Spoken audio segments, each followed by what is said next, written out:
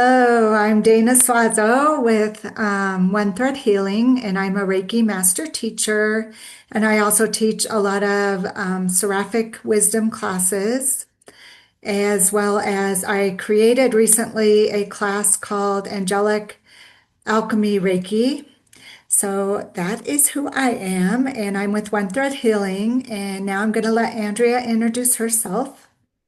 Yep. Hi, I'm Andrea Clem. I'm the owner of The Way Home to You, where I'm a Reiki master teacher as well. I do sound and frequency immersion, aroma touch therapy, other stuff like that. And welcome to our very first podcast called The Ascended Thread. This is higher guidance woven into everyday life and healing. And we're super excited to be with you all here today. Yes, yes. And we decided to create this podcast to make it fun and exciting. And we're gonna include bloopers and all. We're not gonna we're not gonna worry about, what it looks like. We just want to have fun with this and yet be informative for people because a lot of people are new to energy, Reiki, angels, sound healing, all the different modalities, and they're new to it and they have legitimate questions. And I know Hollywood, even, at times with skits, makes fun of like Reiki healers and stuff because I think a lot of people just don't really know what it means. So we just wanted to have fun with this and yet be informative for people. Wouldn't you agree with that, Andrea?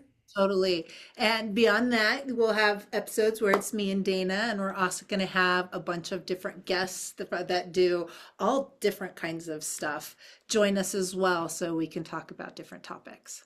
Exactly. And so if you are interested in being a speaker for a certain month, just drop us a comment below. And so, Andrea, I know when we were preparing for our podcast today, you said you had a very good and interesting story that happened to you on the way in. And I thought maybe our listeners would like to hear that. Yeah, it was really cool. I was walking into the office just a little bit ago, and I passed a lady in the hall. I smiled at her, and as we passed, she goes, "Are you the Reiki lady?" And it caught me off guard. I said, "Oh, yes, yes, I am." She says, "Oh, okay. I just passed your office and saw your sign." She was here doing PT in my office building. And so she came into my office. We talked for a few. I gave her my card because she wanted to see if that would be something that could help her. Um, because she's dealing with a lot of different stuff and not quite sure finding the different ways, different means that are actually helping her right now. So it was just really perfect timing, you know. Exactly. And as you open yourself up to this type of work and or energy, those type of synchronistic things just start happening. And how perfect that she's going through physical therapy because the beautiful thing about Reiki is that it works really well with other healing modalities. And so that would actually help her to heal quicker. Absolutely. It's a complementary thing to any type of Western medicine, right? Yes, yeah, and acupuncture or whatever.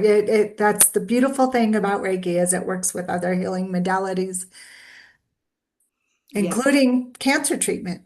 Yeah, absolutely. It can address so many different physical things, right? And not only that, I think it can address emotional things that we are going through, and even kind of spiritual things. It really can addresses the entire being of a person. Exactly, exactly. Because basically today our topic is that, Reiki is both deeply ancient and increasingly supported by modern science because hospitals are starting to adapt Reiki for cancer patients and or other treatments patients are going through, including, end of life, when they're in hospice and other ways, that patients are needing help. Yeah. Yeah. And I think that's so, just awesome. I don't know exactly how else to say it, but Right. they are starting to incorporate these things because um, Reiki does such a great job of help shifting a person from maybe in this being in this fight or flight or fear-based feeling, and just having a moment to really relax and let their parasympathetic nervous system, Exactly. relax so the body can start healing on its own. Because I do believe our bodies want to heal and they know how to heal, but we live in fight or flight so much of the day that it doesn't really get the opportunity to. Exactly. Exactly. And we always hear about how Reiki is something calming, spiritual, or intuitive. And it absolutely is, but it also can be profoundly physiological because Reiki isn't just mystical energy. It influences the body's electrical, magnetic, and biological systems in ways that science is beginning to measure and understand. Yeah.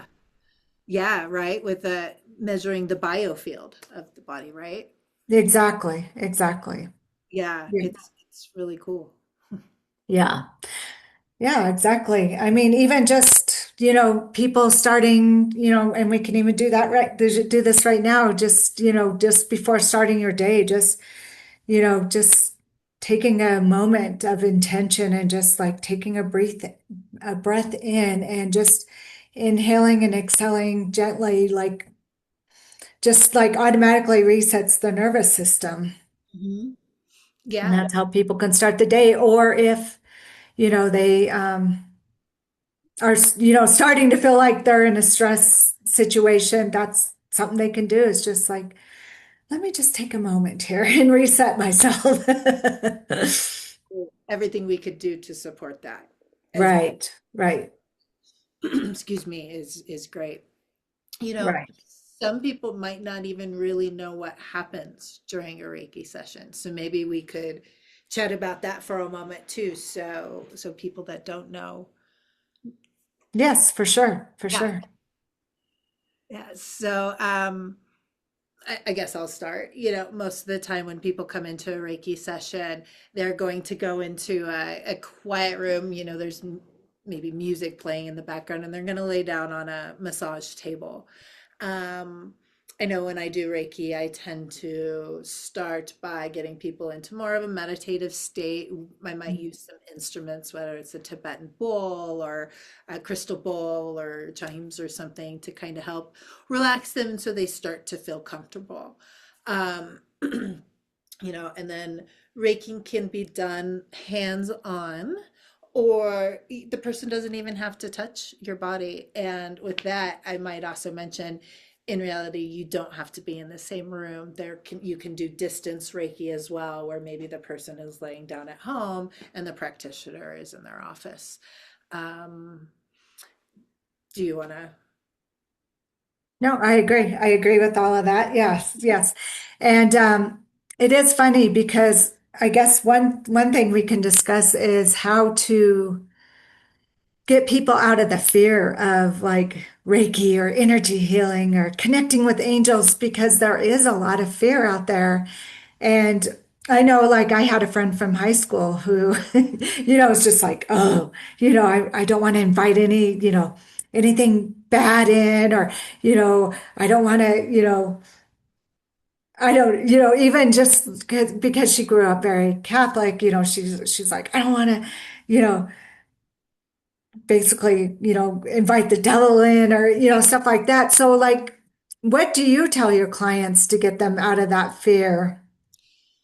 I let them know that Reiki is really just life force energy that runs through every single one of us. We're not calling on a deity, we're not bringing any type of religion or anything in, but we can also use things that support them. So if they do believe in angels or their spirit guides and stuff, I do always, try to say and call them in to support us during this session. But for those that might be uncomfortable, I just let them know, this is really just a co-creation of us using this gentle touch, this you relaxing and the energy of us two people working in this session for an hour, but Yeah, exactly. us calling it's not witchcraft, it's not Right. anything like that. But I do think that there are some people that are very religious or just unsure, that thinks that you're it's unclear and might not be a good thing to do. But really, Right. everybody that I've ever met that's a Reiki practitioner is really coming from a really good heart-centered place, right? And we just want to help folks and meet them where they are, not change anything, just really hold space for them, sit there with them, and um, do this for their highest good. Exactly, exactly. And I think it's all about intention, what you want to bring in. And I feel like Reiki is just a very loving energy, as well as bringing in the angels. I feel like it's very loving, and they really do want to help. So, it's nothing but love, and that's how you just bring your intention in. Like only those of the highest vibration and source love energy may enter. Um, but yes, I know. A friend of mine actually took that new angelic alchemy class, and now she's like, oh, I really understand now. And she said it's like been life changing for her because she was in so much fear of, you know, the unknown, basically, Right. Oh, absolutely. And putting a negative spin on it, right? Mhm. But yeah, that's so great because now she understands that there are all these beings out there. The universe does want to support us. These beings do want to help us, right? Right, right. And I know you mentioned Reiki, consistently triggers the parasympathetic nervous system. So, with that, it lowers the cortisol levels. It decreases inflammation. It helps, improve digestion. Immune function rises. The mind becomes calmer, which means your whole body is going to be calmer, which means, you're not going to be inviting in like illness and disease because your whole body's calmer.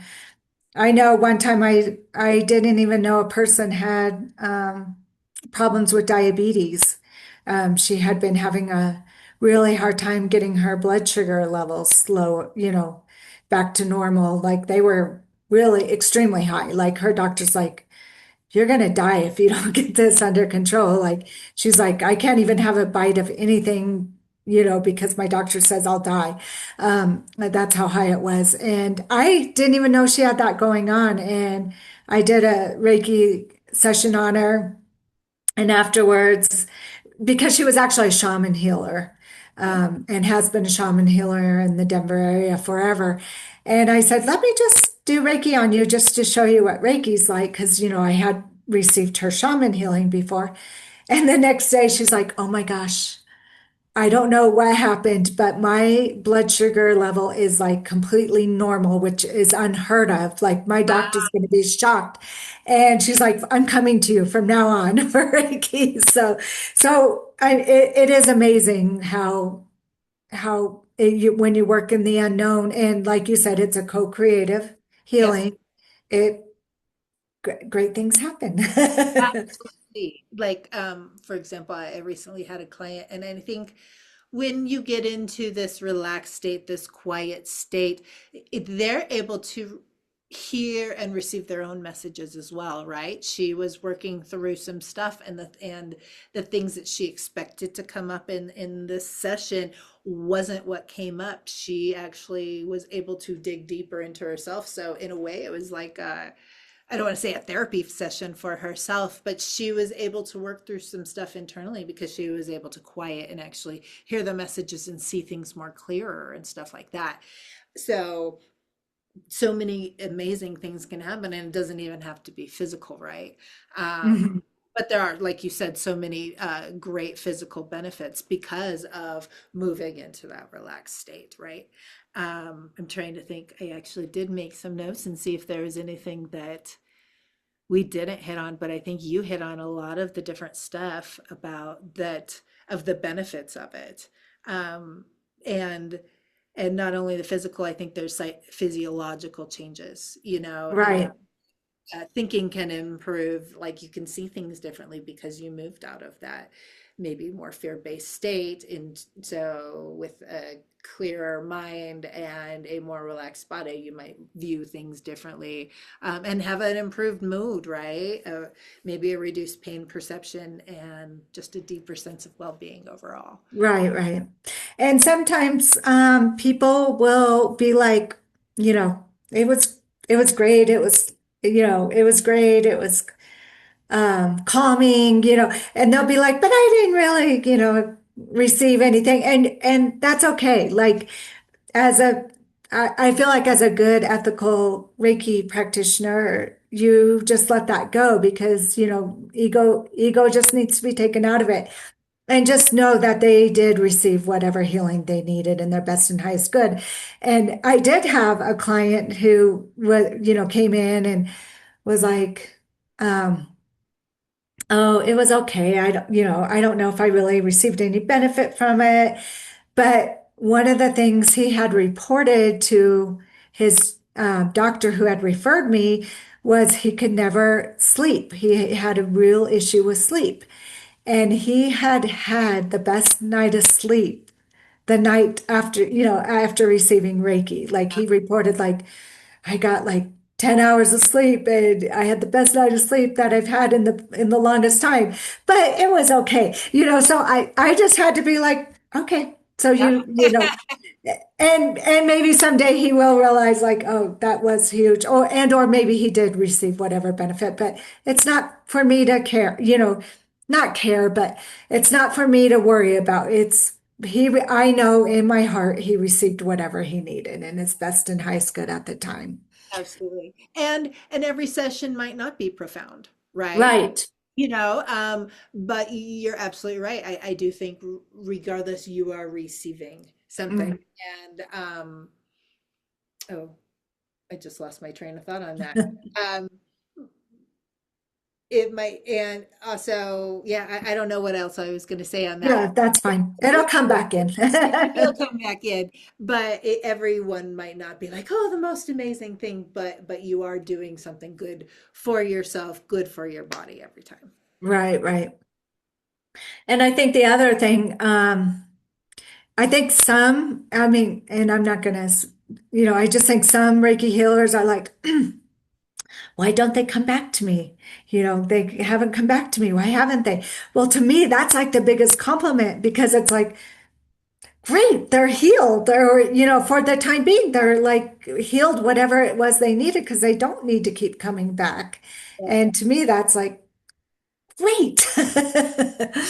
Yeah, you want to help people to where they're not there to see you all the time, right? Right. Are improving, that they are taking, it's making a difference to their body and all of that. So Exactly. I Exactly. totally agree.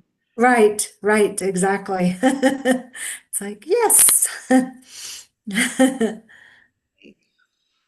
So I know one thing too, people say a lot after receiving a Reiki session is that they just feel lighter. They're like, I can't explain it, but I just feel lighter. I feel calmer and lighter, which kind of goes back to what we were saying. It's because you're taking them out of that fight or flight state. And so, of course, they're going to feel calmer and lighter. Yeah. right, right. Oh, I remember what I was going to say. Sometimes people even fall asleep in the middle of sessions. Oh, yes, yes. And I have clients apologize to me for falling asleep. And I'm like, please do not apologize. I am like, great. I love it that because you know that they're going at a deeper level and receiving at a deeper level. I totally agree. It's because then their thoughts and their ego and all of that is able to get out of the way. So even if they do fall asleep in a session, that you're right, maybe they receive even more, um, and don't even realize it. Right, right. And I think one of the reasons why I thought, oh, Andrea, we should start doing this podcast is because I know the scientific people are like, when you talk about Reiki or energy healing or sound bowl meditations, they're like, yeah, yeah, yeah.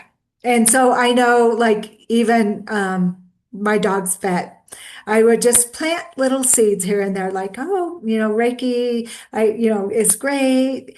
The dog is, my master healer with me. He always has to be in the sessions. And I'm like, dogs, could use, or dogs benefit from it. And she'd be like, yeah, yeah, yeah.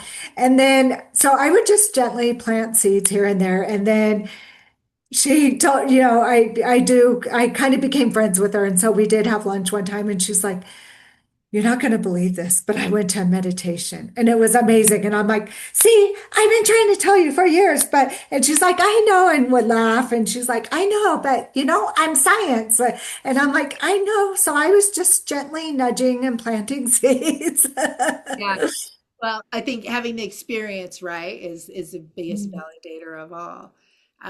But and it can be hard to talk to that scientific person, truly. Right, I do think, if they're into quantum science and things like that, that might open up the door a lot more right, to understanding, okay, we can create in the field, we can heal in the field. It's all energy. We are, right. I think ultimately we are all energy. Everything around us is. And so, Yes, yeah. And I know you were a Joe Dispenza person for a while who is very scientific. Do you right. want to say anything about that? Explain Well, yeah, well, anything come to mind? sure. I enjoyed following him and learning from him because I think to those types of people, it does help explain what's going on. And sometimes knowing what's going on can actually help a person to support it and co-create there too, right? Like, oh, okay, this is going to work because of this. And when I move into out of fight or flight and into rest and digest, then my body can heal. Oh, well, that makes sense to me. But I think sometimes when people have the knowledge of what's maybe physically going on, or I guess that's kind of, describing it in a more physical way or in a more scientific way, then like they could support it more too. So, and I think with his work and doing all the different studies, like you do meditations, and there was sometimes people with the little brainstem things on to understand what's going on into the brain and what different things is happening during meditation, um, and why it can create healing and so many different things. Um, Exactly, because at the atomic level, we're made of vibrating energy fields. Atoms are 99.9999% space, and electrons never sit still. So our body communicates through electrical pulses and magnetic fields and measurable frequencies. So our heart produces an electromagnetic field that right. extends, several feet outside of our body. So our brain is emitting waves we can measure on EEG. So, of course, our cells communicate through voltage and frequency, and so that's why Reiki, works. And Right. yeah, exactly. And it's working on belief too. I mean, I know people say like you have to use your imagination, and exactly that's exactly it. Like we're working through, through imagination through those, and electromagnetic fields. So Oh, absolutely. I think there's so many things like you're mentioning about this, like intention, envisioning things, all of that kind of stuff really makes an impact in the physical too. exactly. It can energetically make a difference. Yeah. Right, right. And I don't think people understand that like we have a field, like Yeah.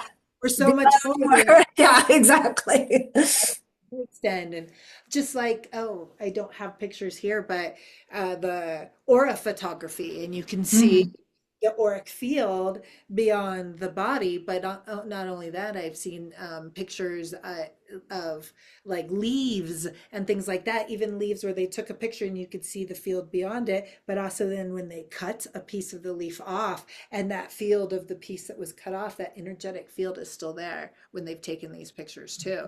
So um it's a really cool representation of so how much more we are than what the eye perceives physically.